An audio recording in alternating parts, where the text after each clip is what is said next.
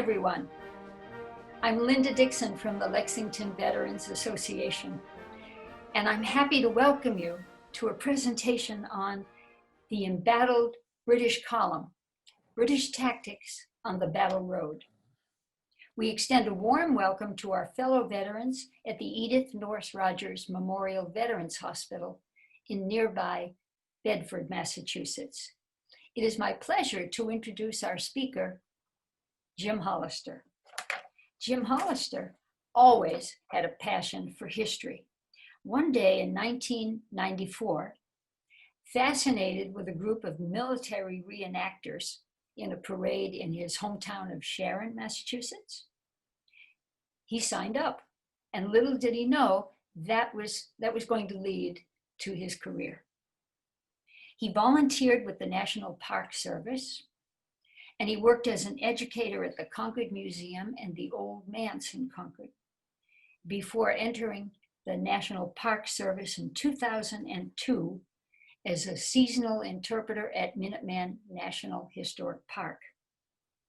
He accepted a permanent position in 2005. Now, he wears a lot of hats. His main assignment, his main job is living history coordinator, but he also oversees the education program, the historic weapons program, and the digital media program. Now, Jim and the Minuteman Park will play a key role in Revolution 250, America's celebration of the founding of our nation, which will culminate, it begins in 2025. It's a year-long celebration. It will culminate in 2026 with America 250. Something to watch. Please welcome Jim Hollister. Great. Well, thank you. I'm going to go ahead and share my screen, and then I will get started.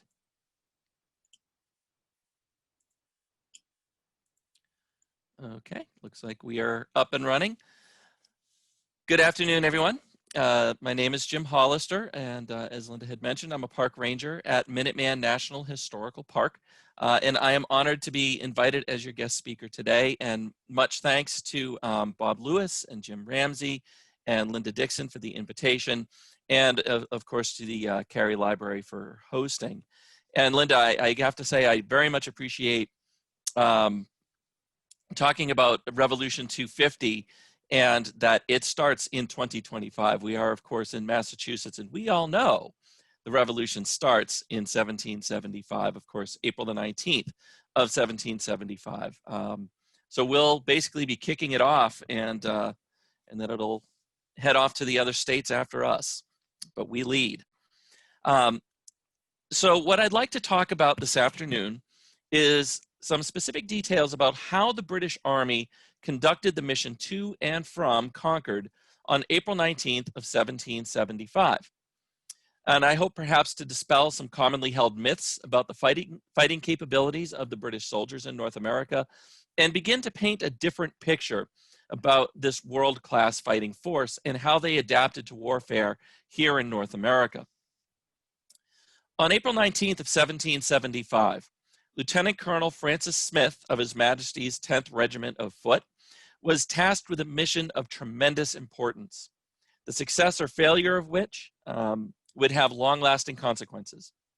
For the past several months, the Provincial Congress of Massachusetts, acting in defiance of the royal government, had been acting essentially as an independent governing body with broad support of the people and towns. Alarmingly, they had also begun stockpiling arms and supplies and were preparing to raise an army. General Thomas Gage, Royal Governor of the province of Massachusetts Bay and commander of all British military forces in North America, had determined that the time had come to take action. On April 18th, he issued the following orders to Lieutenant Colonel Francis Smith. Sir, having received intelligence that a quantity of ammunition, provision, artillery, tents, and small arms have been collected at Concord for the avowed purpose of raising and supporting a rebellion against His Majesty, you will march with a corps of grenadiers and light infantry put under your command, with the utmost expedition and secrecy to Concord, where you will seize and destroy all artillery, ammunition, provisions, tents, small arms, and all military stores whatever. But you will take care that the soldiers do not plunder the inhabitants or hurt private property. You will observe by a draft, meaning map, that it will be necessary to secure the 2 bridges as soon as possible. You will therefore order a party of the best marchers to go on with expedition for that purpose. You will open your business and return with the troops as soon as possible, which I must leave to your own judgment and discretion. I am, sir, your most humble and obedient servant, Thomas Gage. What these orders do not convey to us is that Concord is 18 miles from Boston. Being that the mission was to be conducted with the utmost speed, the men were ordered to travel light, with only 1 day's provision and no knapsacks. Thus, unable to sustain themselves out here for any length of time, Smith would have to return with the troops quickly. This makes for a round trip of nearly 40 miles through a countryside where the people were acting in open rebellion and who could summon thousands of highly motivated soldiers on a very short notice. To accomplish this mission, Smith had under his command grenadier and light infantry companies drawn from 11 different regiments in the Boston garrison, 21 companies in all, and a company at that time was about 35 men. The total strength is estimated at about 700 men. Soldiers were, for the most part, in their 20s and 30s, and had been in the Army on average 5 to 10 years. Very few of the officers and enlisted men had ever been in combat. In fact, the Army itself had not conducted combat operations in more than 12 years. The historian J.A. Holding refers to what he calls the friction of peace. During peacetime, soldiers were frequently employed in missions such as catching smugglers or performing routine garrison duty. And regiments were spread out, mostly split up to concentrations rarely larger than a company, which did not do much for their familiarity with the larger formations common in combat. It usually was not until a force was collected in theater with action imminent that officers would have the opportunity to prepare their soldiers, engage in live fire training, and conduct drill evolutions on a battalion or regiment level. Also, by pulling these elite flank companies from the regiments in Boston, meaning the grenadiers and the light infantry, General Gage was following a fairly common practice in the British Army in wartime. However, this was not wartime. This was a peacetime army. And by sending a corps of his best soldiers, separating them from their parent regiments, he may have sent a weaker force overall, as many of the officers and companies were not used to working together. Now, grenadiers were the picked men of the regiment, chosen for their height, strength, and courage. And this is one that I have depicted here from the artist Don Triani. Now, in the late 17th and early 18th century, grenadiers they used to throw grenades. They would rush up to field fortifications and hurl their explosives over the walls. However, with the development of mortars and howitzers, it was no longer necessary to send men forward to throw grenades over walls. However, the name stayed and denoted an elite status, the picked men of the regiment.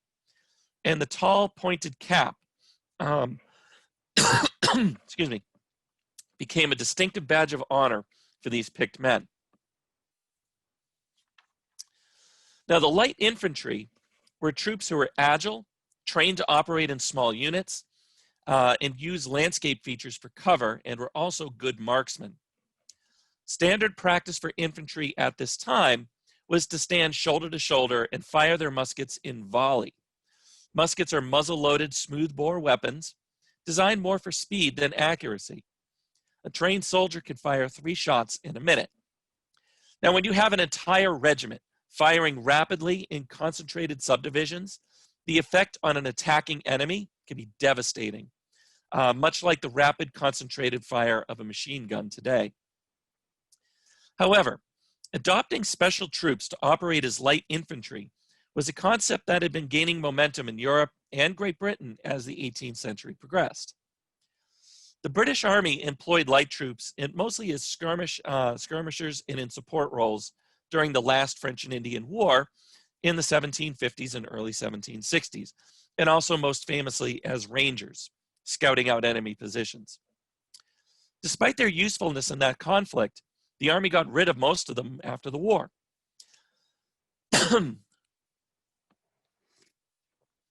However, officers like Sir William Howe and Thomas Gage himself, who had seen service in North America during the French and Indian War, they did not forget the value of these troops. And with war again looming in North America, light infantry companies were added to the British Army in 1771, along with a new manual written by General George Townsend. The new exercise emphasized forming and changing fronts quickly, and to do so by file, which is much more efficient than the slow parade ground wheeling by entire companies. A file is defined as one soldier in front and another behind. So here's an example of a very simple maneuver of a company in a line, in a column, going to deploy in a line. So the command, to the front, form company. So here they are in double file. And then you can see, instead of wheeling by platoon, they're running out by files and forming their front. Now, once formed, never mind the graphic, but once formed, there was actually a gap between each file. And depending on the situation, the officer could call for 2 feet, 4 feet, or 10 feet between each file. And the soldiers, when forming a firing line, instead of preserving parade ground perfection and straightness, were taught instead to take advantage of cover, such as trees, rocks, and fences. Once in line, they were to work with their file partners in firing. So the way this would work is that one would shoot while the other was loaded and ready. And many of the maneuvers are also taught at a run. And the soldiers were taught to carry their muskets in their right hand, hanging down at their side, with the barrel sloped about 45 degrees up, which is much more stable than carrying it perpendicular on the left shoulder, like most infantry had done at the time.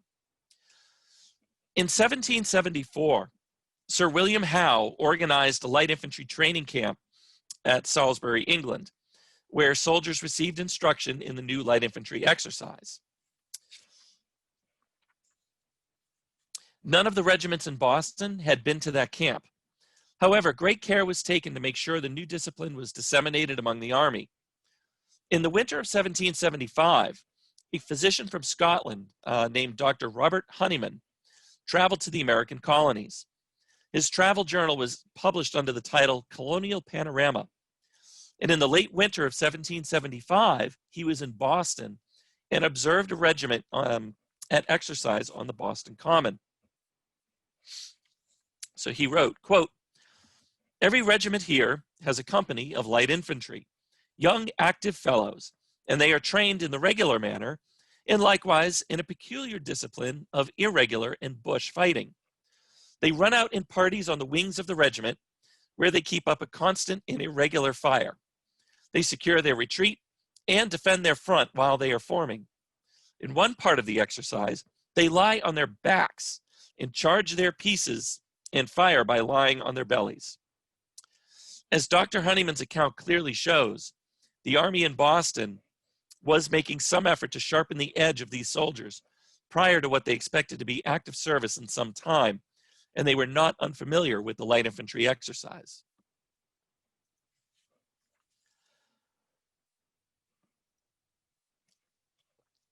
Now that we've talked about the makeup of the force of the Concord expedition, I want to move a little bit into the operational aspect. So marching a column of troops through an area is a complex operation, so much more so when there's a high probability of contact with the enemy, as was encountered on April 19th of 1775. Among the most influential military books of the 18th century was a treatise of military discipline by Colonel, later Lieutenant General, Humphrey Bland. First published in 1727, Bland's treatise went through 9 editions between the first publication and the author's death in 1763. Thousands of copies were printed and sold, and ownership of one or more copies was very widespread among the officers in the British Army at the start of the American Revolution. In fact, it was actually required reading among officers of Washington's Continental Army. So this treatise really did have a broad impact. So Bland devoted an entire chapter to the subject of conducting a march. Chapter 8, consisting of general rules for the marching of a regiment of foot, where there is a possibility of their being attacked by the enemy. So there's some key takeaways from this chapter that relate specifically to the April 19th mission. First is the formation. Bland recommends marching by half companies called platoons. So this does raise an interesting question. How long was Lieutenant Colonel Smith's column on the April 19th expedition?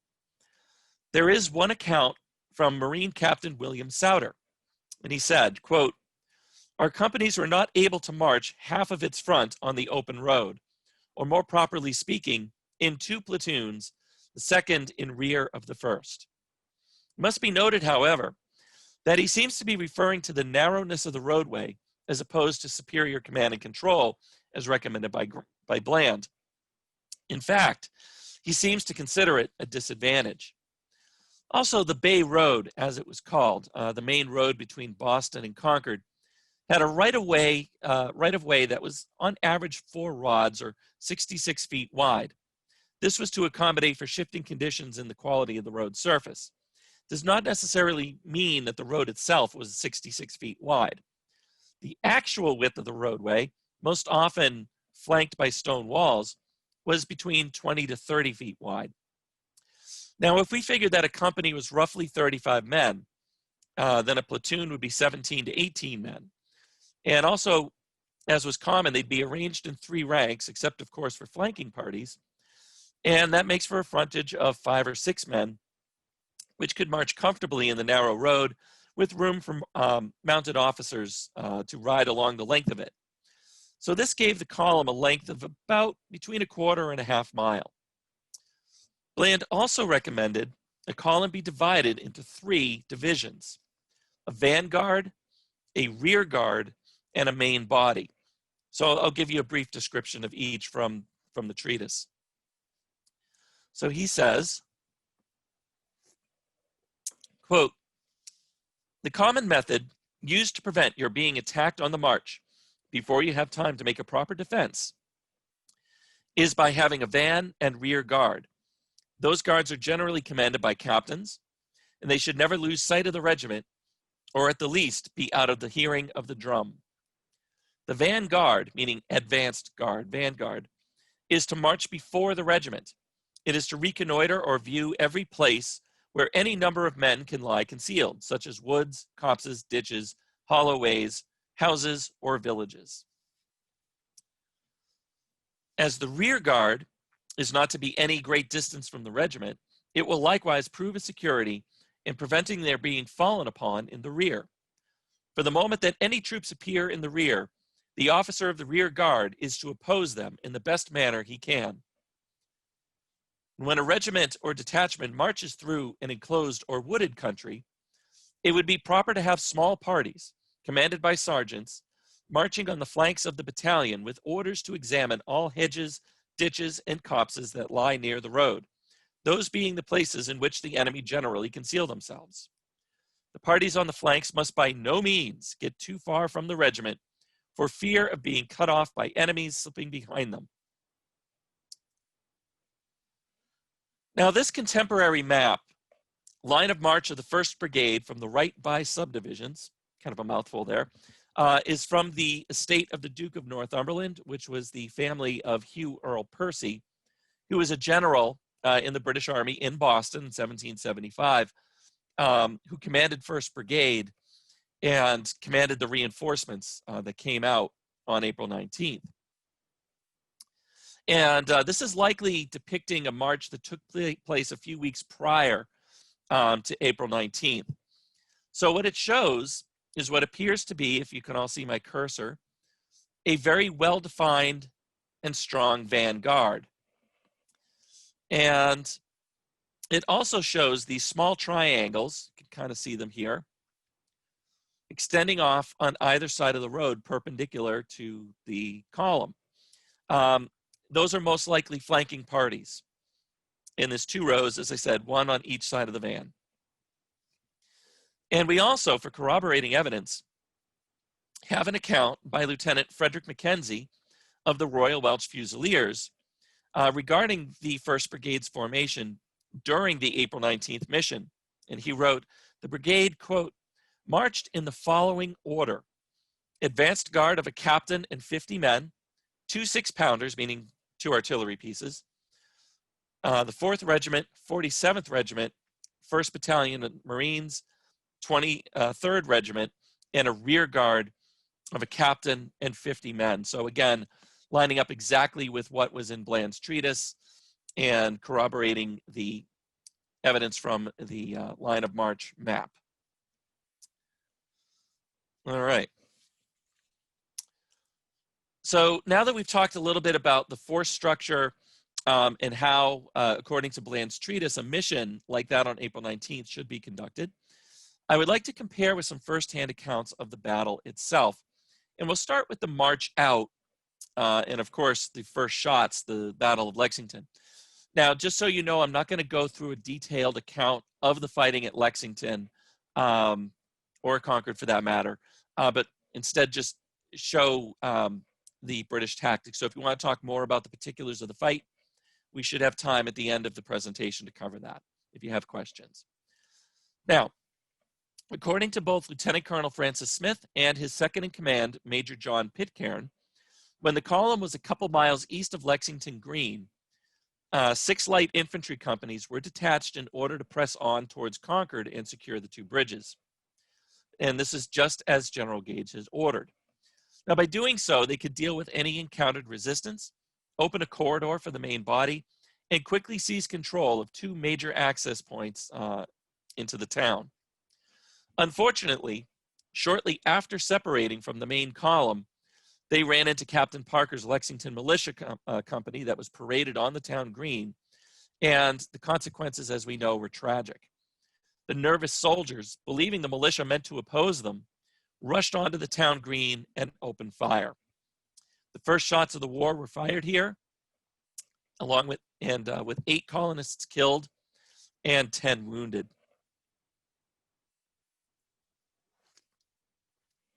With some difficulty, Smith reformed the column and pressed on towards Concord.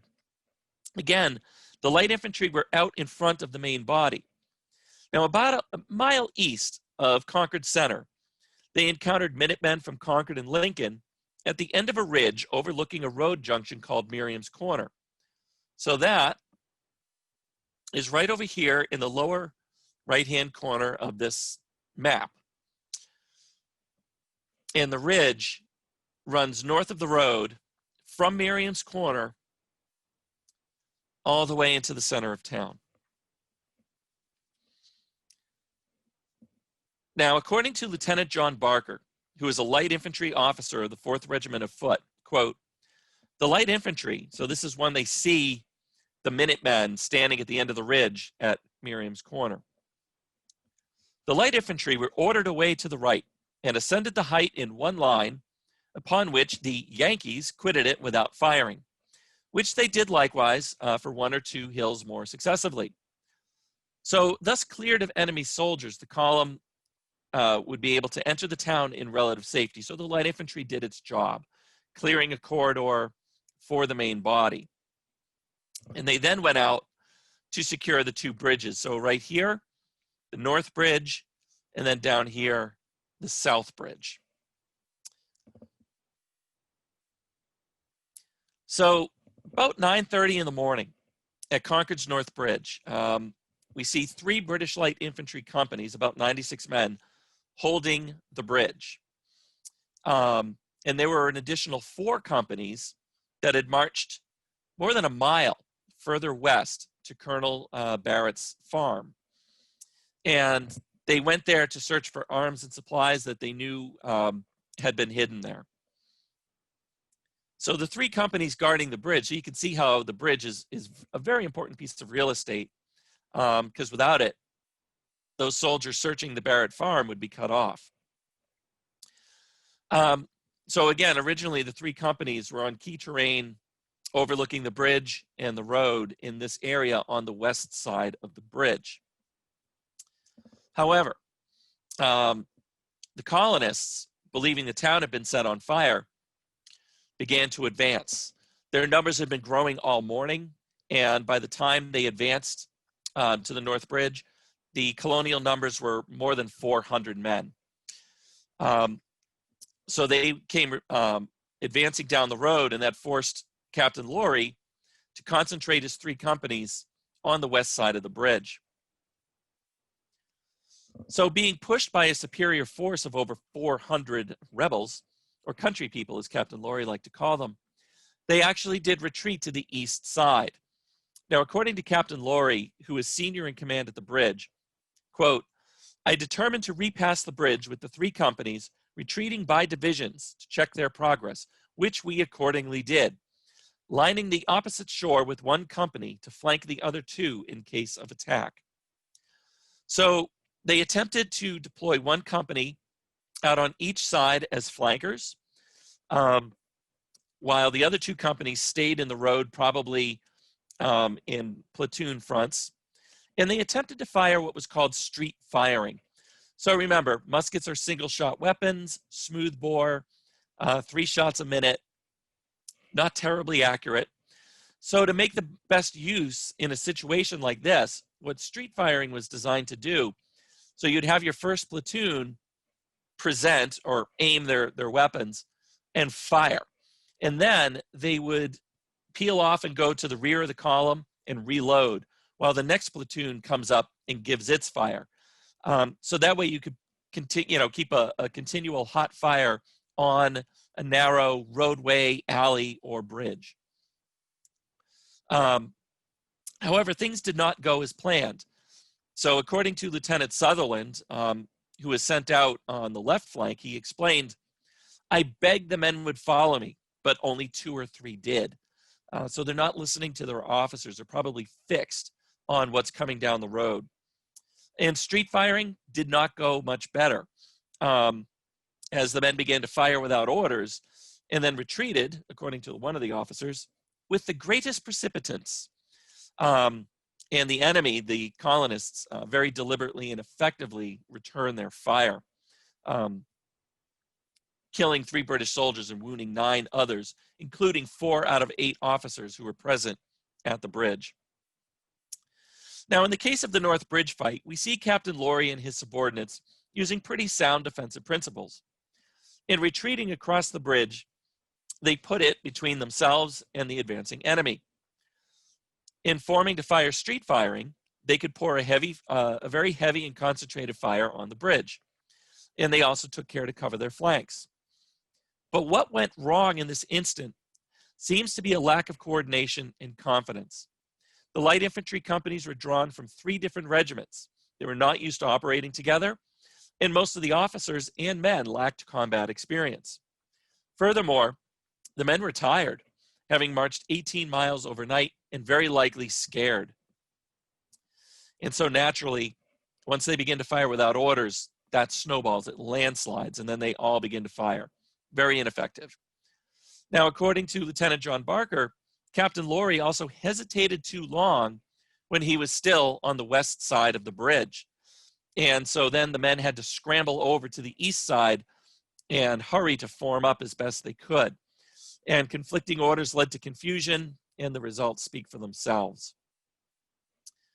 Now, the fight at the North Bridge, as I mentioned, about 9:30 in the morning. Now, with the loss of the bridge, theoretically, the soldiers searching for arms and supplies at the Barrett farm, commanded by Captain Lawrence Parsons, were cut off. Luck intervened, however, when the Minutemen seemed to decide that holding the bridge was impractical, and instead took position on the high ground overlooking the road from Barrett Farm. And thus, Parsons was able to recross the bridge and return to the main body in Concord. By noon, Lieutenant Colonel Smith, having secured his wounded, reformed his column and began the return march to Boston. He knew the alarm had been raised and he would likely face resistance, which was a daunting prospect when you're 18 miles behind enemy lines. According to one British officer, Ensign Jeremy Lister, on Captain Parsons joining us, we began our march toward Boston again from Concord. The light infantry marched over a hill above the town, the grenadiers through the town. So, like the march in, the light infantry marched along that high ridge that overlooks the north side of the road as a flank guard. However, when they reached the road junction called Miriam's Corner, again over here in the lower right-hand side, the ridge came to an end and the road narrowed to cross a brook. So the column had to pull in its flankers to cross, and that created a choke point, leaving the column exposed and again, without a flank guard. So, and it slows them up. So Ensign Lister continues. Immediately, as we descended the hill into the road, the rebels began a brisk fire, but at so great a distance, it was without effect. But as they kept marching nearer, when the grenadiers found them within shot, they returned their fire. Just about that time, I received a shot through my right elbow joint, which effectually disabled that arm. It then became a general firing upon us from all quarters, from behind hedges and walls. We also have a colonial account of that same action from Edmund Foster, a volunteer from the town of Reading, who had just arrived.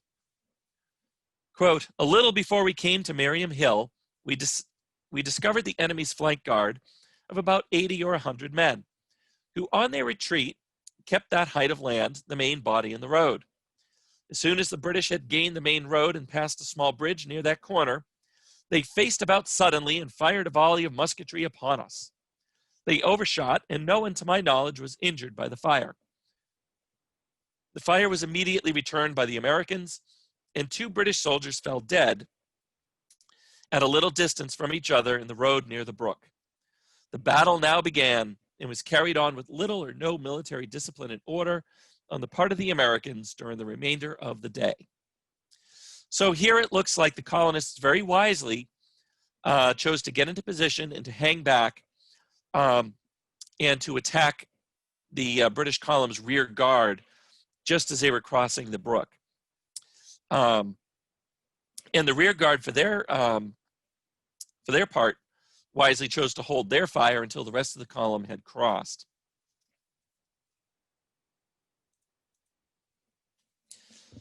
Now, Miriam's Corner marked the beginning of the deadliest phase of the day, the Battle Road. What the British were faced with was an enemy that outnumbered them and had more freedom of movement through the landscape. Meanwhile, the British had to keep to the road and immediate surroundings. Oh, and let me just back up really quick. So this is a depiction of the North Bridge fight by Amos Doolittle, done a few weeks after the battle. So you can see here the British attempting to fire and street firing while the rest of them are in retreat. And the colonists in a column are returning their fire. And you can see 2 or 3 soldiers here on the flank. Again, not very successful. All right, so getting back to the Battle Road. So we have an account from Ensign de Bernier, an officer with the 10th Regiment of Foot. We began the march to return to Boston about 12 o'clock in the day. In the same order of march, only our flankers were more numerous and further from the main body. All the hills on each side of us were covered with rebels. There could not be less than 5,000, so that they kept the road always lined in a very hot fire on us without intermission.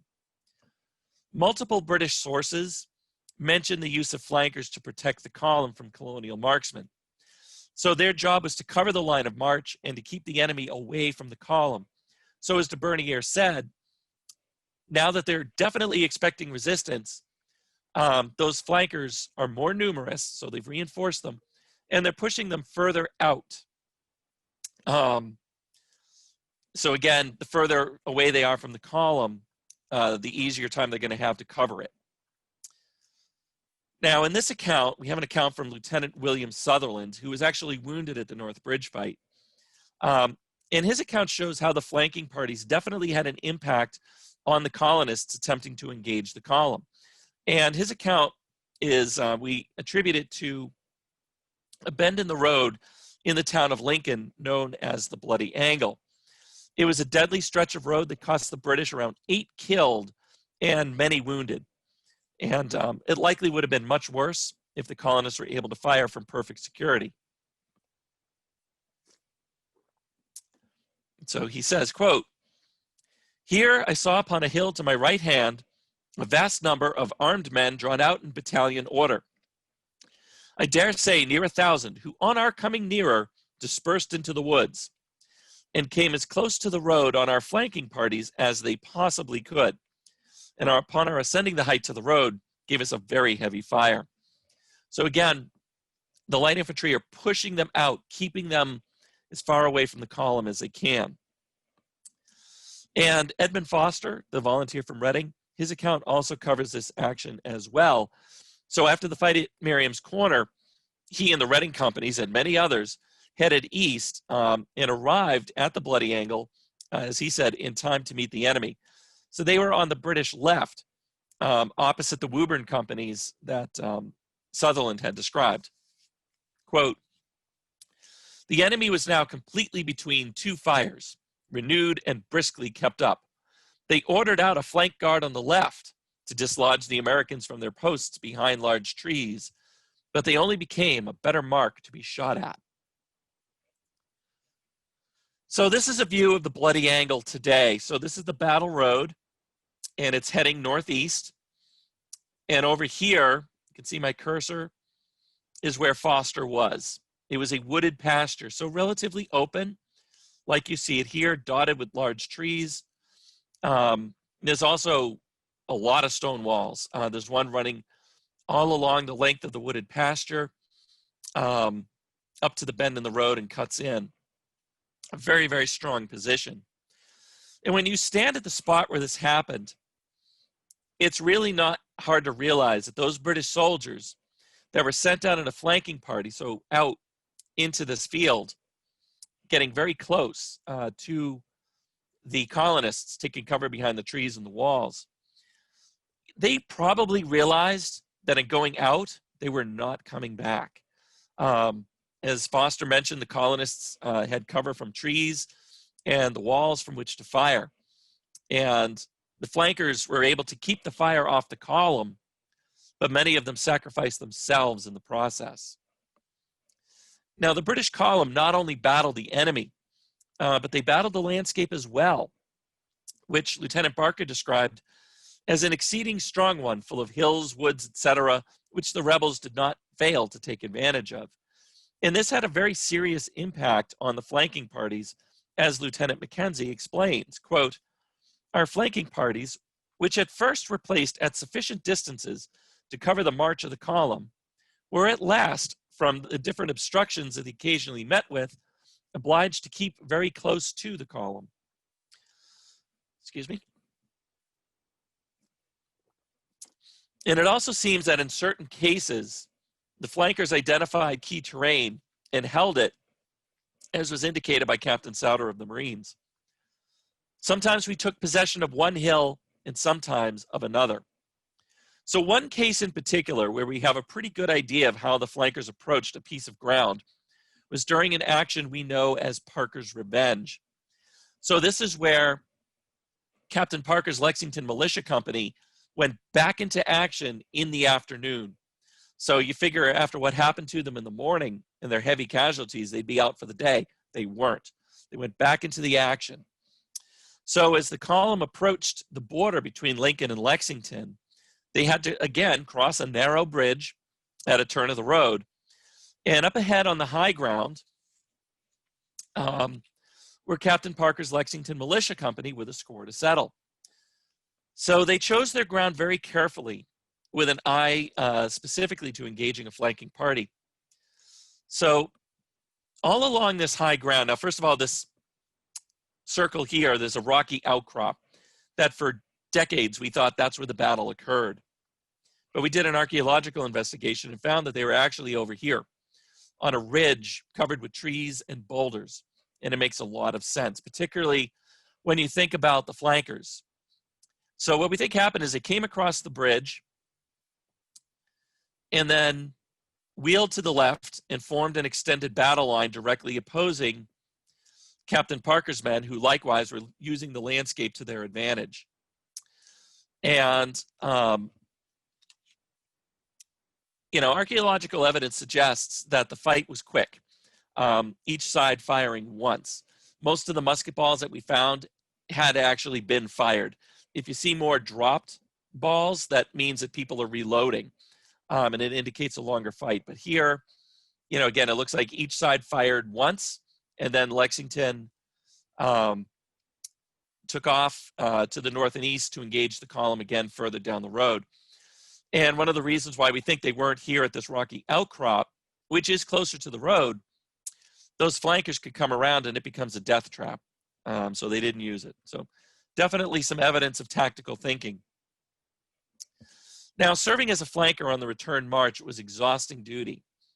While the column was in the road, the flankers had to keep pace with it, moving through fields and woods and dealing with both natural and agricultural obstacles, such as stone walls and ditches.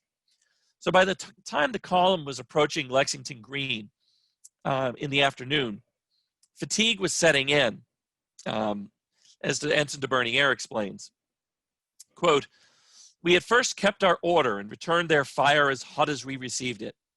But when we arrived within a mile of Lexington, our ammunition had begun to fail, and the light companies were so fatigued with flanking they were scarce able to act, and a great number of wounded, scarce able to get forward, made a great confusion." And Lieutenant John Barker continues, "In this way we marched between 9 and 10 miles, their numbers increasing from all parts, while ours was reducing by deaths, wounds, and fatigue. And we were totally surrounded with such an incessant fire as it's impossible to conceive. Our ammunition was likewise near expended. In this critical situation, we perceived the 1st Brigade coming to our assistance." So it was, in fact, the timely arrival of reinforcements from the 1st Brigade, led by Brigadier Hugh Earl Percy, that saved the day for Smith's battered column.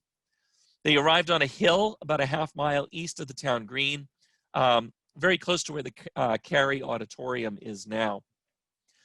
Now, in this engraving by Amos Doolittle, you can see the colonists down here towards the bottom firing from behind cover at flanking parties that are out a short distance from the column. So they probably would have been much happier to be further out and perhaps themselves taking advantage of those walls. However, notice that the flanking parties are out in the open. And that is in direct contrast to what their light infantry training would have had them do. And we'll talk more about that in a moment. And this engraving also shows 3 houses in Lexington that were deliberately burned by the British during their brief halt to deny their use by rebel marksmen. And Lieutenant Mackenzie, in his account, actually talks about how deadly the colonists were with their long guns, their fowling pieces. So they knew their weapons very well. And even though they're smooth bore, with the right ammunition and, with somebody accustomed to use it, they could do some damage. So after a brief halt, where Smith's column got some rest, the reinforced column, now of about 1,600 men, resumed their march to Boston. And the landscape became more thickly settled and built up as they got closer to Boston, like in the town of Menotomy, which is today Arlington. So here, a lot of the fighting was actually house to house. The flanking parties forced their way into many of these homes and put to death any they found there. 2 such victims were the hapless Jabez Wyman and Jason Winship, who for some reason that historians can't quite decipher, while there's a battle going on, they were drinking in the Cooper Tavern and were both attacked by a flanking party and were beaten and stabbed to death. However, the heaviest concentration of colonial casualties during the return march was at the Jason Russell House in Arlington, where men from Danvers and Needham attempted to barricade themselves in the yard to fire on the column. But they forgot about the flankers, and while they were waiting to ambush the column, they themselves were ambushed by the flankers, and 11 of them were killed. And the fighting on this stretch of the Battle Road was absolutely brutal, as colonial reinforcements are coming in from Needham, from Danvers, from Dedham, coming from all over, north and south. And the British soldiers' fatigue and fear was turning into frustration and rage, and discipline was starting to break down. Now, there's ample evidence to show that Smith and later Percy were following basic principles in Humphrey Bland's treatise. They employed a vanguard and a rear guard and strong flanking parties exactly as they should have. And in all likelihood, and this does remain an open question, but we do believe, based on our investigation at Parker's Revenge, that the flanking companies were sent out as needed and probably rotated, because if you keep one company out on the flank, they're going to get quickly exhausted. So they're rotating them through. However, one of the deadliest duties was that of rear guard. And Lieutenant Mackenzie includes casualty estimates, killed, wounded, and missing, for the various units on the expedition. But it's interesting to note that the 4 regiments he mentions that rotated through as the rear guard during their retreat with Percy, so specifically the 4th Regiment, 23rd, 47th, and Marines, suffered higher casualties than all the other units, suffering 40, 36, 27, and 71 casualties respectively, killed, wounded, and missing. And that accounts for 174 out of 273 casualties that the British suffered over the course of the entire day. And also, the mission to Concord and back was by no means textbook. General Gage, in his orders following the mission, actually admonished the soldiers for their lack of discipline and tendency to loot. He said that had more of them, quote, attended their officers, fewer of them would have been hurt. And also, April 19th of 1775 was the first major test of the new light infantry companies in combat. And it was very clear that they still had many lessons to learn. So we have this one statement from Colonel Edward Winslow in 1781, but he was reflecting on the start of the war. And he had actually marched out with Percy on April 19th of 1775. Quote, "When the British light infantry began their operations in this country, they were almost compact in their movements, regular in their marching, and from habit and general instruction, they appeared averse to every attempt to screen or cover themselves from danger, however imminent. Hence, many of them were picked off in all of the first skirmishes." So they had training as light infantry, taking cover, working with file partners, spreading out. But as Dr. Honeyman indicated, they were also trained in the regular manner, and that seemed to be what they defaulted to quite often, standing close together, out in the open, and not using their skills as marksmen. We also have another statement from no less an authority than General George Townsend, who wrote the Light Infantry Manual in a letter dated 17 June 1775, referring to the April 19th mission. Quote, "As to the loss of the flanking parties, I do not wonder at it, for it is not a short coat or half gaiters that makes a light infantryman, but as you know, sir, a confidence in his aim, and that stratagem in a personal conflict which is derived from experience. This is still to learn. The Americans have it."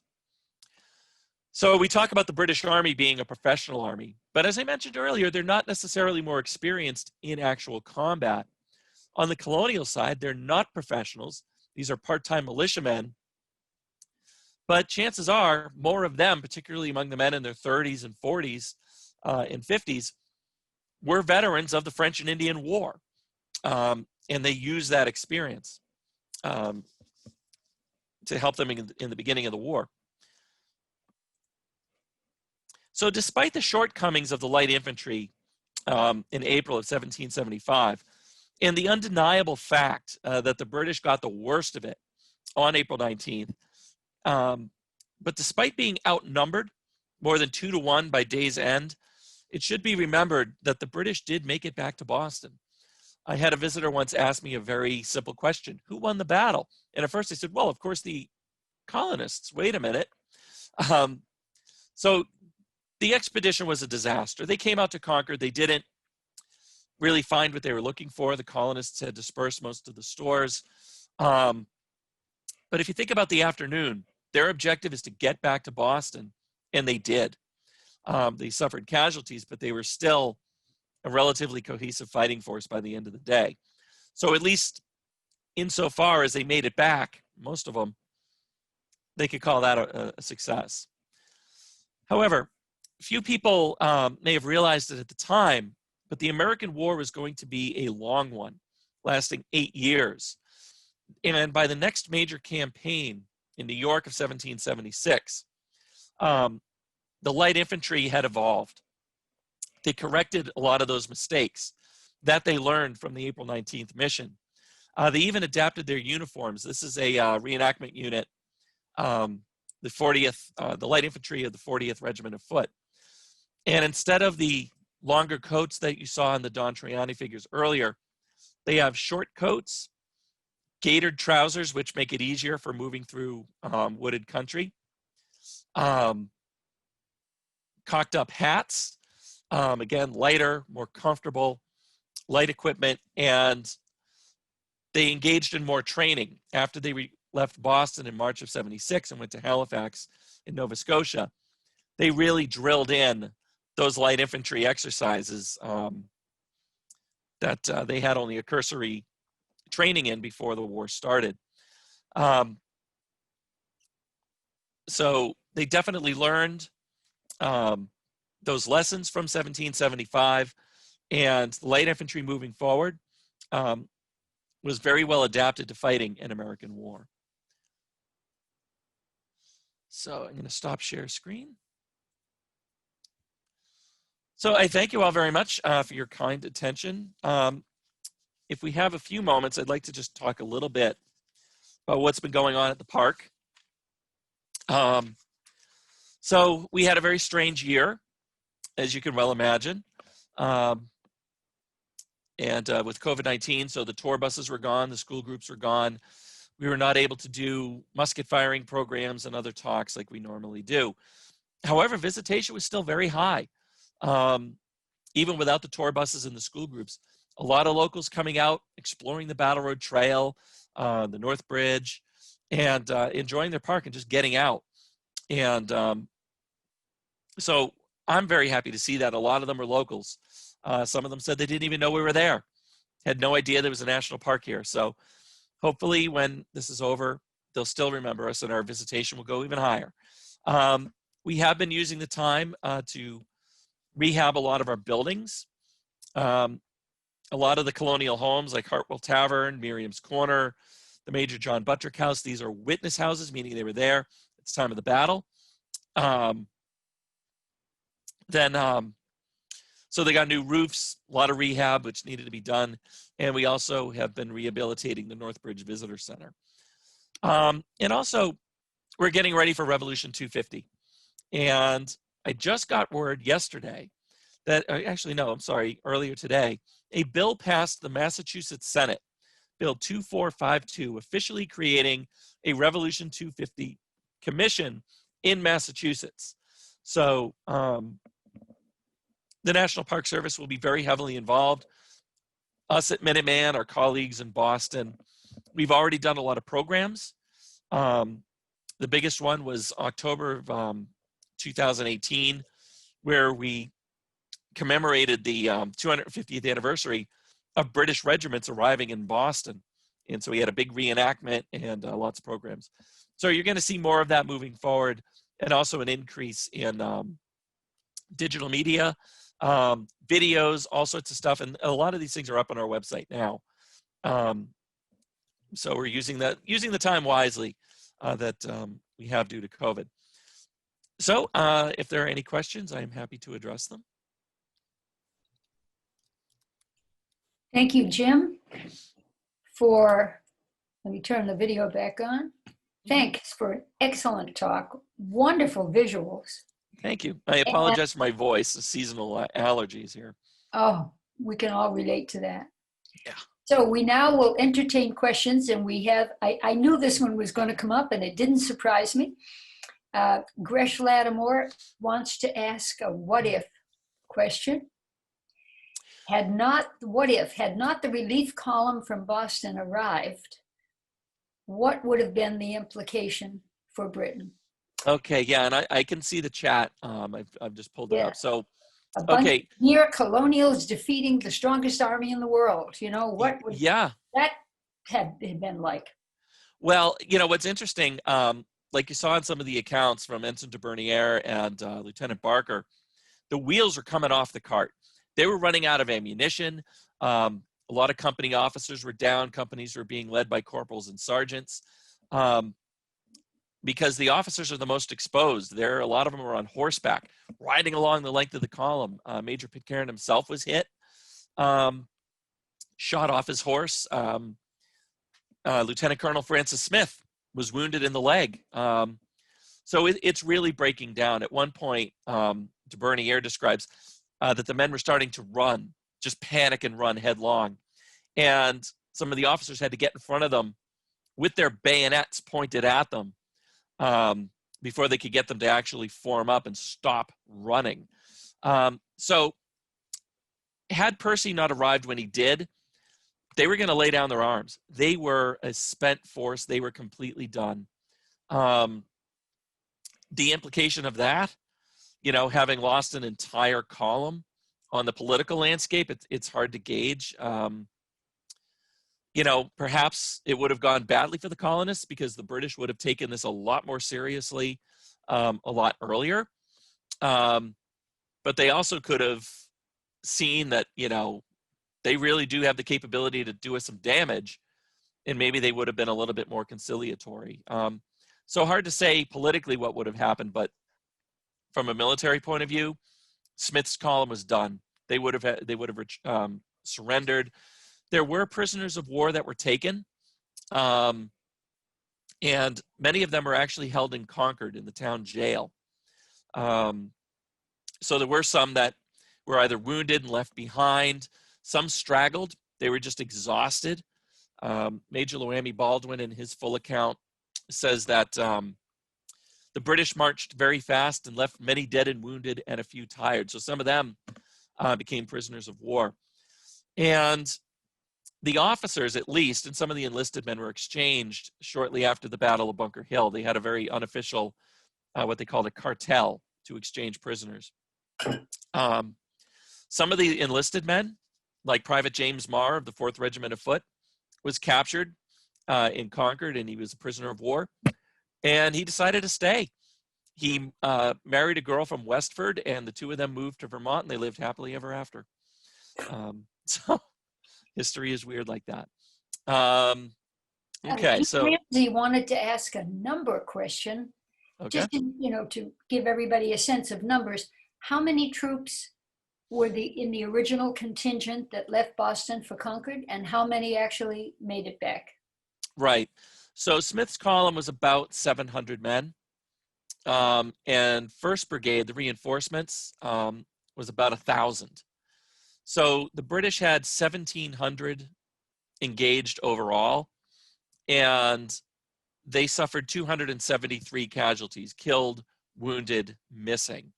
So you figure, I'm going to do head math now. 1,700 minus 273. Just give me a moment here. 1427. You are correct. However, some of the wounded did make it back. A lot of the wounded, particularly if they were too badly hurt, they were left behind. They were cared for in colonial homes. There's Dr. Fisk of Lexington actually submitted a bill to the provincial Congress for the care of the wounded, that he was caring for British and colonial wounded. However, some of the walking wounded struggled to keep up. Some of them are hanging on to the artillery, the gun carriages, the two artillery pieces that Percy brought out with him. One officer who was on horseback, Ensign Lister, decided that being on horseback was a very, very bad idea. I'm sorry, it wasn't Ensign Lister, it was another officer. Got off his horse, gave the horse over to the care of the wounded, and they were just hanging on to the saddle skirts to help them limp back. So it was really, so you figure some of the wounded made it back, but yeah, you're probably talking maybe about 1,500 out of 1,700 made it back to Boston. Walter Terzano has a question. He's raised his hand. Christine is going to unmute him. So Walter, you are free to talk. Give us your question.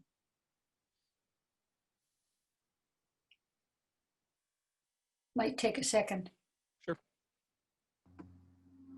Can I get two in? Yeah, go ahead. All right.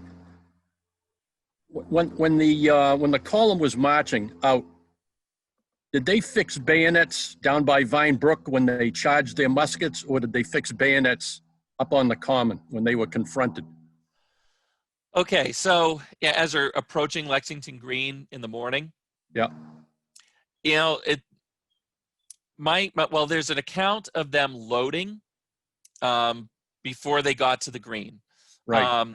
And there was evidence, they saw the torn cartridge papers. And very likely, if they hadn't already fixed their bayonets when they began the march, they probably fixed them when they loaded instead of fixing them on the green. All right. There's one account that said that they fixed bayonets up on the green. Okay. Do you know who mentioned that? Yeah, I got that out of a letter in American Archives. So I was just wondering if that had ever been decided where they fixed bayonets. Yeah, the firsthand accounts. There's two sets of depositions from the Lexington fight. One set that was taken in 1775 by the Provincial Congress. And then the later ones, yeah. The later ones, right.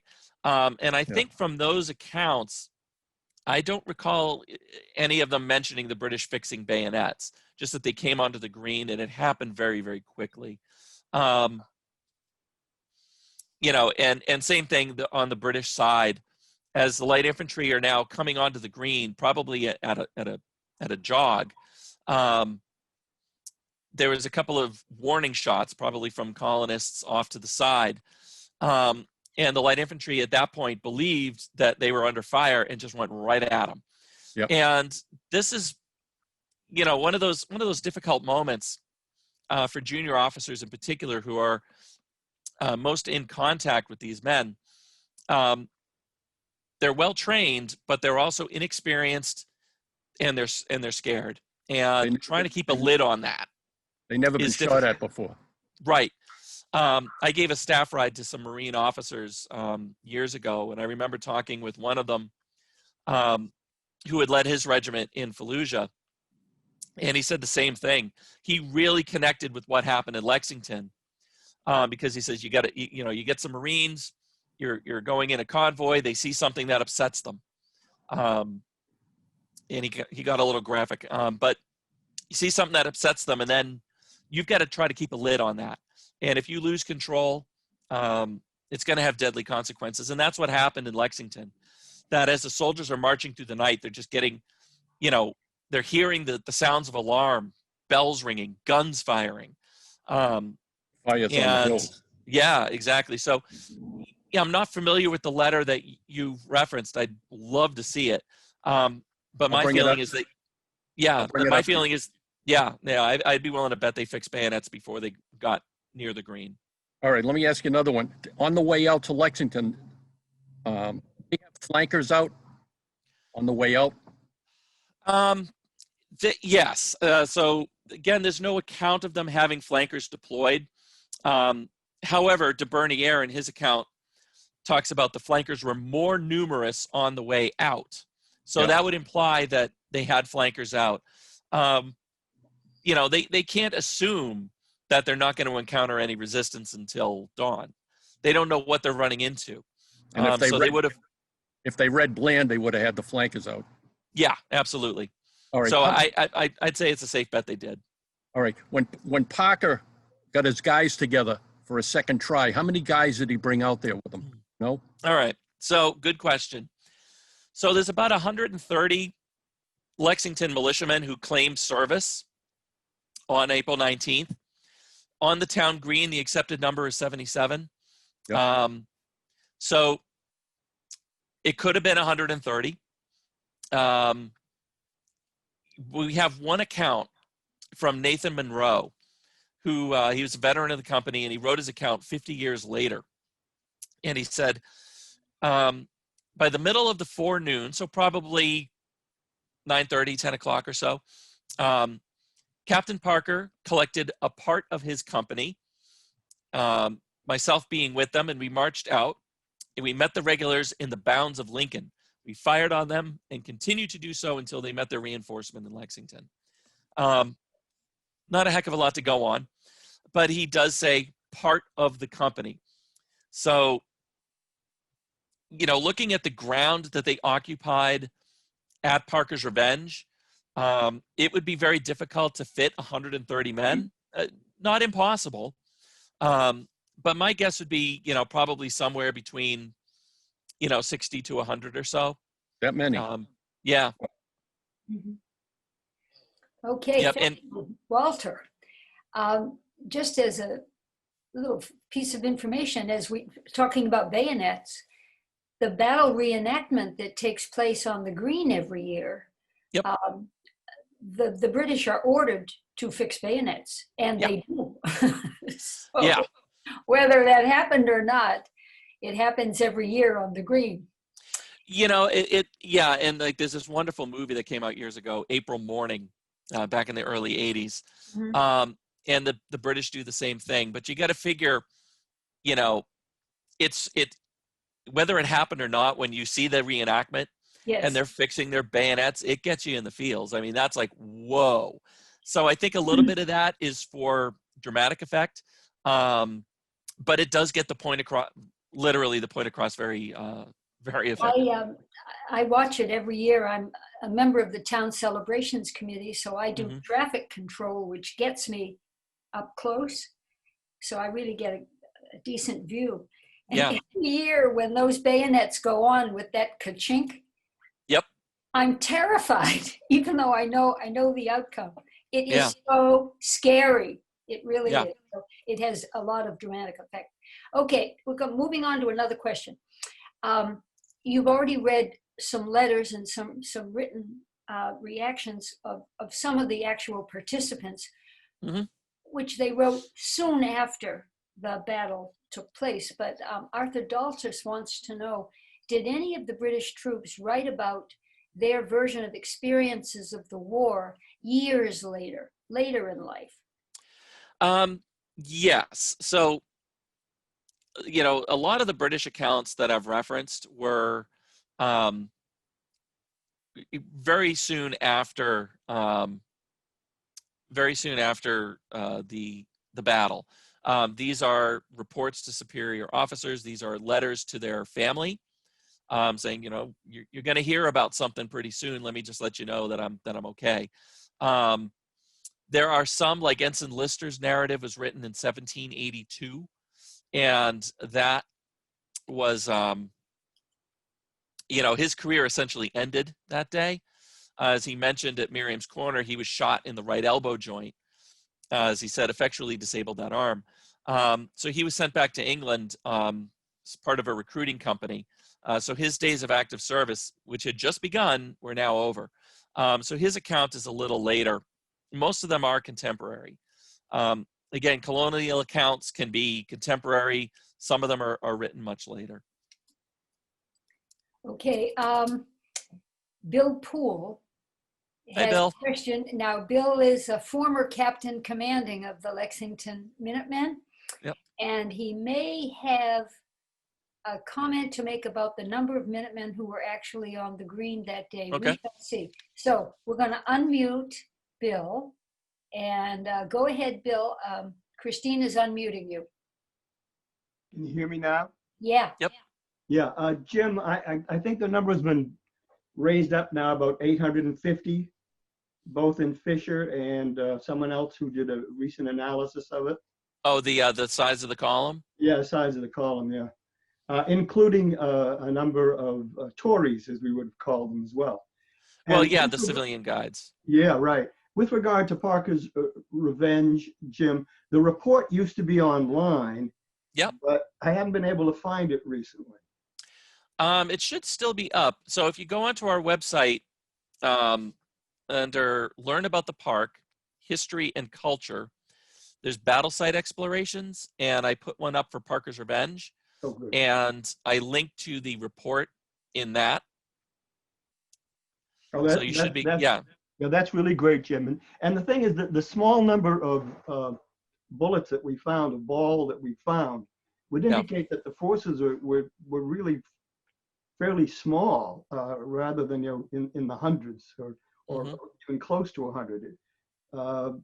Both as far as the British vanguard coming out, and it could have been a platoon at the most, perhaps, and the number of could have been a balls platoon that we or a found company. for the Colonial for Captain Parker was also a smaller number. Yeah. Like I said, it's hard to say exactly how many men he had out there. You know, or, you know, how many claimed service, how many were on the green. You know, but it is an interesting thought, because you know, there are some people like Moses Reed and Jacob Whittemore should have been standing on the green with the Lexington militia, but they didn't. They stayed home to safeguard a family member who was very ill after childbirth.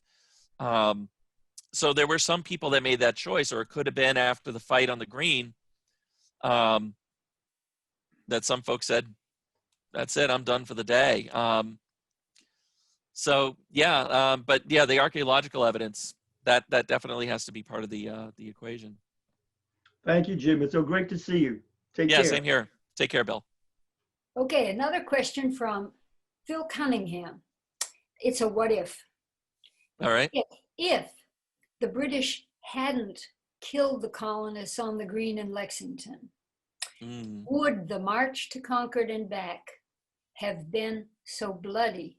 Or was the nature of the expedition just bound to have incurred a lot of casualties? So the what's interesting is on the orders that Gage gives to Smith. So I've seen the draft of the orders, and on the reverse side, and this was probably communicated verbally to Smith, but it's written down in the draft. It said, if any body of troops dare oppose you, you will order them to disperse or fire upon them. So sort of rules of engagement. So this is for real. This is serious. Anyone gets in your way, you know what to do. But had it not happened, I mean, that's not saying that what happened in Lexington was inevitable. Captain Parker and his men, you know, were responding to intelligence that they were getting, that there's a British column marching through. The orders say go to Concord and look for arms, but there was a very real concern among the colonists, you know, particularly the members of the Provincial Congress, the Committee of Safety, Joseph Warren, who dispatched Paul Revere and William Dawes on their ride, and that there would be leaders, political leaders like John Hancock and Samuel Adams, who were staying in Lexington, that they would be subject to arrest. So as far as Captain Parker's concerned, you know, the British are not going to pass through the town. They're going to stop and search. So what do? Do you tell everybody to defend their own house, or do you make a unified statement? By parading on the town green, they're not blocking the road. You know, the British can you know, continue up the Concord Road, but they are presenting something that really cannot be ignored. So they're sort of forcing a conversation. It's kind of a strange word to use, but and this had happened before. You know, the British had come out on a, you know, they went to Salem in February to look for cannon. They'd been on a training march in March where the militia would gather and allow themselves to be seen by the British, and the British would then turn around, say, okay, we've gone far enough, and go back. So how do they know that this is going to be any different? That perhaps they'll have a conversation, they'll come to an understanding, but it doesn't happen that way. And as I mentioned, this mission's different. This is for real. They have a particular objective in mind, and they're going to get there. And the effect of this shooting at Lexington was electric. So word had already been spreading through the alarm riders that the regulars had left Boston and were heading out towards Concord. So if you were in the local area, that's the news you're getting. They're going to Concord. But those who got it later in the day, what they heard was they killed our people in Lexington. So now you've got this massive sudden mobilization. There are 4,000 Minutemen and militia that answered the alarm and saw combat by the end of the day on April 19th. There were 20,000 that answered the alarm over the course of the week. And a lot of that was motivated by the fact that they killed colonists in Lexington. But of course, we know that there was more fighting in Concord. And those two somewhat happened independently of each other, because there's some question about, in Concord, did they know what happened in Lexington? And what they heard was rumor. One of their scouts said that shots had been fired in Lexington, but he didn't know if anyone had been killed. One participant, Reverend William Emerson of Concord, said, we as yet did not know what had happened in Lexington. So they were just dealing with what was in front of them. You know, the bridge is being held against them. The town seemingly is being set on fire. The British were burning supplies and were actually putting a fire out that had spread to the townhouse. Of course, colonists had no way of knowing that. So if there wasn't bloodshed in Lexington, there would have been more at Concord's Bridge. You know, I think by sending the troops out, it was almost inevitable that bloodshed was going to happen somewhere. But Lexington was particularly shocking. Just the high number of casualties. Okay, we have, our next question is anonymous.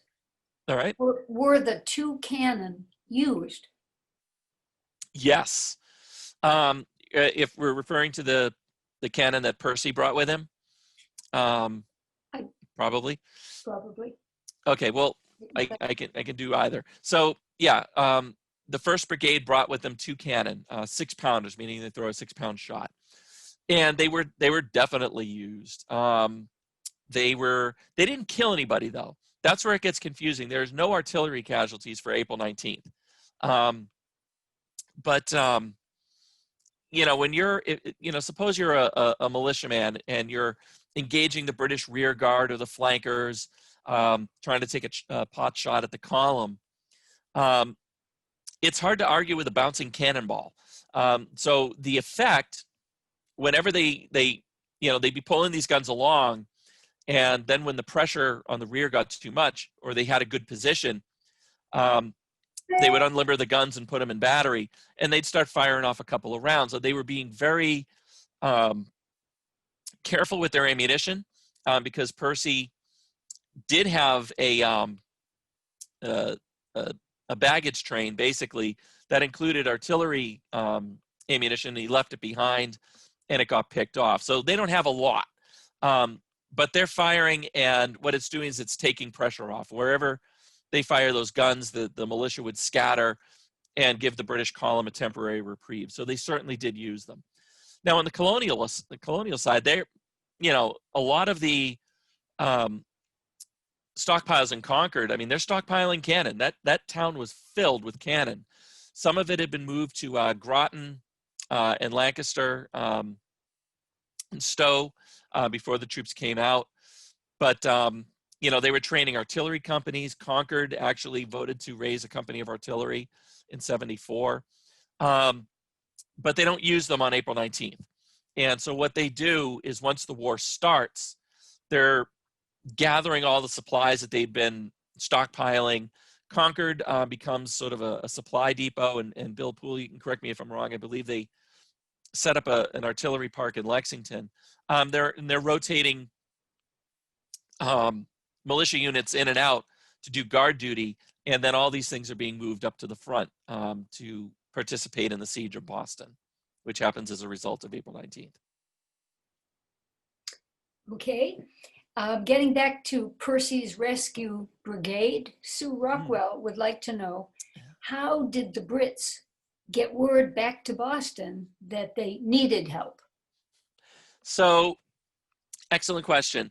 Yeah. So, Lieutenant Colonel Smith, as he's marching out, now the whole success of the mission depended on secrecy, and they lost it. General Gage had sent officers out on horseback in the evening to sort of patrol the roads to make sure there's no expresses coming out from Boston, like Paul Revere, William Dawes, Samuel Prescott, and dozens of others. But it's ironic that for most people, like when they march through Lexington or rode through Lexington, everybody's like, whoa, that's not normal. And they send people to keep an eye on them. That was usually their first indication that there's something wrong, something's happening. And the colonists had their spy networks in Boston, just like the British had their spies out in the provincial Congress. So they knew pretty quickly that the regulars were coming, one if by land, two if by sea, if you will. And it also takes a long time to ferry the British soldiers across Charles River to Cambridge to begin the march. So by the time they land, the word is going out. So when the British begin to march, they can hear the bells ringing, the guns firing, and they know that the alarm has been raised. So it was actually very early in the march that Smith sends back to Boston to General Gage, informing him they know we're coming, and requests reinforcements. So here's where things just become a tragedy of errors. They took a long time assembling the brigade. There was one officer who his orders were left on his desk while he was out. He came home. Nobody told him he had a letter waiting for him on his desk. He went to bed. Then they finally assembled a force, but the Marines weren't there. And that was because orders got left with Major Pitcairn of the Marines, who was out with Smith. So, of course, he's not going to get the letter. So they had to wait to gather the Marines. Usually the Marines aren't late, but anyway, they were that day. So instead of leaving, in the wee hours of the morning, the brigade didn't march until about 9:30 in the morning, which is why they didn't meet up with Smith's column until after 2 o'clock in the afternoon in Lexington. So it took a long time. So had they been earlier, who knows what would have happened. Going back to when Gresh Lattimore was one of our first questioners, he actually had a question at the end of his paragraph. If people would like to do some follow-up reading on this, can you recommend a couple of really good resources they might like to check out? One of the best, if you're really interested in primary sources, there was a compilation done in the 1970s by Vincent Kehoe called We Were There. And there's two versions of it, one for the British and one for the colonials. They are out of print, but you might be able to find them on eBay. He did exhaustive research. It's fantastic. In terms of secondary sources, so David Hackett Fisher, Paul Revere's Ride is a good one. sometimes you always want to check his sources, and sometimes I find that what he asserts in the narrative isn't supported by his footnotes, but for the most part, that is a very comprehensive telling of the story of April 19th and the Lexington alarm. He's got some appendices in there that are just amazing, all the nitty gritty. So that's a good one. I also really enjoy J.L. Bell's book, The Road to Concord, which is about the arms race that occurs before the battle, where both sides are gathering artillery.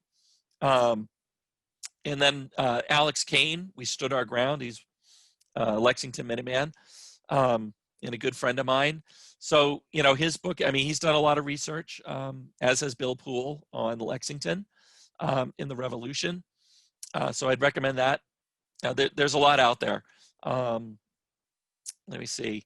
The Day of Concord in Lexington by Alan French. It's an older book. It was done in the 1930s, but likewise very well done. And a follow-up to that, which is called Gage's Informers. Good grief. What I'm sorry. Maybe is, before we quit, is have you put a few of these in the chat line. Sure. That might be something to do. Okay, Henry wants to know, we all have the legend here in Lexington about Sam Adams and John Hancock. In Henry's question, he refers to Hamilton, but I think he means Hancock. Did the British know that Sam Adams, and I think it's Hancock, were in Lexington? Or was it a matter of happenstance? Well, they have to march through Lexington to get to Concord. That's their road. There's no mention of it in the orders that's where they were. As I mentioned, there were spies, so they may have been somewhat aware of it. But Lieutenant Colonel Smith is not focusing on arresting anybody. Now, there are letters back and forth between Hancock and Elbridge Gerry, staying in Arlington, Menotomy, where they're hearing rumors like, okay, did you see those officers out? Something's coming. And they definitely feared arrest. And one of the lines from Hancock in his letter, he says, I am full with you, meaning I agree with you. We ought to be serious. So it's like, yeah, you should be serious. So the colonists certainly feared that possibility. But, if the British were aware that Adams and Hancock were in Lexington, they didn't seem to take any action on it. That would just get really sticky. Okay, great. Now, I don't think we have any more questions. Christine, am I right? I think you are right. Okay, so I'm going to give everybody a last chance to throw out another question. Going once, going twice. I have a quick question. Yeah. This is Bob Lewis calling.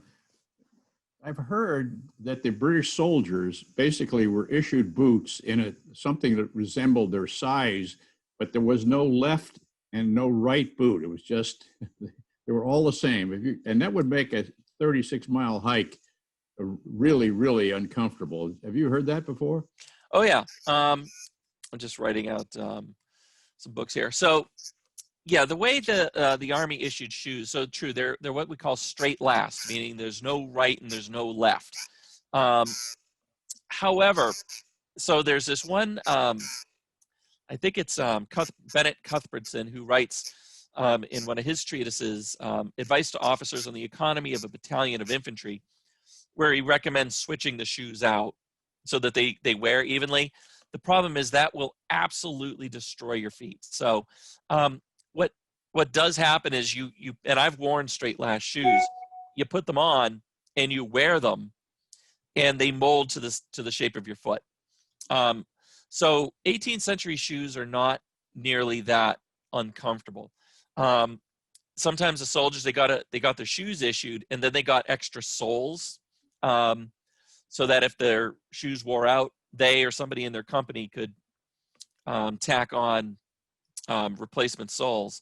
But yeah, probably not all that, not as uncomfortable as you'd be led to believe. And also when they got their uniform issue, and David Hackett Fisher, and this is one of the things I disagree with him about, talks about how restrictive the uniform was, and that it was, just an act of cruelty to make the men wear it. The men were issued one new uniform a year. And the first thing, now you don't get your new uniform and immediately put it on. The first thing that has to happen is the uniforms have to be sent to the tailors. Every company had, a small group of tailors who were tailors in civilian life and joined the Army, very common. And they would, the uniforms are an approximate size, but then they would tailor the suits to fit the men so that they would be, quote, comfortable and happy. They can't function if they can't move. So that was very, very important to the Army, just as it is today. So the uniforms, the shoes are not as uncomfortable as you might think. So anyway. Here's a question close to your heart, Jim. What videos are available from your previous talks from the park? And I know you've just spent the last 6 months in COVID coming up with this incredible digital media program, right? So you're going to make Pat Costello very happy when you tell her what's available. All right, excellent. So we've been working a lot this year on developing content videos. So my first attempts were a bit clumsy. I did everything wrong.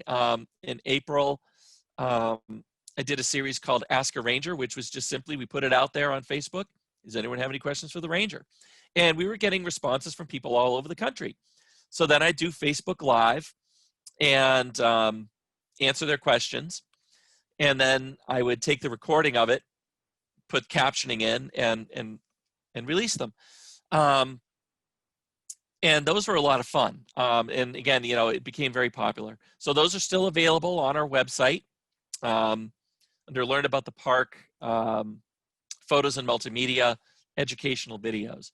We also did a series called The Scene at Hartwell Tavern, which covers, I think we did 4 of them, which cover various aspects of 18th century tavern life, licensing of a tavern, what games they played, what they drank, how much they drank. So there's some of those.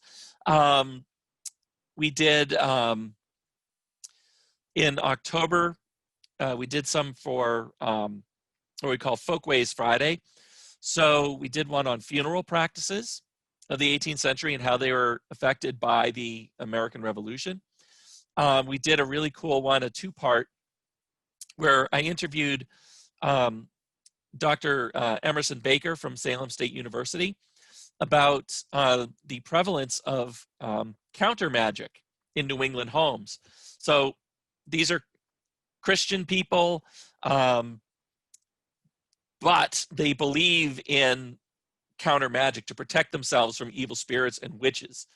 Things like putting shoes in the wall, which I believe they just found a few years ago, found some leather items and shoes in the Hancock Clark house. So pretty close to home. They'd put shoes, pieces of iron, blades, things that ward off evil spirits. They would sometimes carve what are called daisy wheels, hash marks in the wall, like in a beam of the house. So I interviewed him about the perception of danger from witchcraft and the prevalence of counter magic. And then part 2 is where we showed objects in our collection related to counter magic, which was really eye-opening for me. And so those are available on our website. They're available on YouTube. We have a YouTube channel, Minuteman NPS, and so Minuteman National Park Service. Let's see if I can put a link. Jim, would you give us the URL? Yep, I'm going to do that right now. Okay, good. Yeah. People are asking for it. Sure. Let's see your channel. Okay, so here's the YouTube page. And would you do panelists and attendees, please? Not just panelists. Oh, sorry. So everybody will get it. And let me just pull up our website. Lovely. Okay. And the photos and multimedia. educational videos. Here we are. Super. And done. Okay. Okay. Lovely. Well, all right. I think that does it. This Okay, is great. This has been great. Audience, thank you very much for your enthusiastic questions. Don't we have an intelligent audience, Jim? Absolutely. I know. These We great do. questions. Thank you. We do. They ask everybody. You ask great questions. You're engaging, and you make our speakers feel very much appreciated. So you did a great job. Thank you very Great. much for being with Right. us. By the way, you were recommended to us by Alex Kane. We used to walk Ah, around. okay. So the I'll two have to of you are thank him for that. bookends. So Excellent. we must tell Alex how pleased we are with your presentation. How glad Good. we recommended you. Oh, So thank I you think, very much. that is going to do it for today, folks. Thank you so much for tuning in. We look forward to seeing you next month for our program on trauma medicine and battlefield casualties. Everybody, have a lovely Thanksgiving. Imagine that's coming up. Yep. We will see you next month. So this ends our program. Good afternoon. Thanks again for attending. Bye, everybody.